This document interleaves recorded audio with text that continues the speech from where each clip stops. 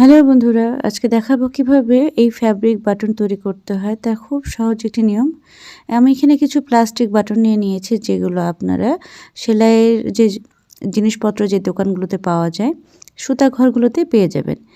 আচ্ছা, এখানে আমি একটি কাপড়ের টুকরো নিয়েছি। সেই কাপড়ের টুকরোটার মধ্যে আমি এই বাটনটাকে বসিয়ে নিয়ে তা মুড়িয়ে নিয়েছি এবং একটি সুতো দিয়ে সেটাকে খুব ভালো করে টাইট করে বেঁধে নিয়েছি এবং বাড়তি কাপড়টুকু কেটে ফেলে দিলাম। এবার আমি যে জায়গায় আমি এই বাটনটা ইউজ করব সেখানে বসিয়ে নিয়ে আমি সুই এবং সুতোর মাধ্যমে সেটাকে সেলাই করে নিচ্ছি।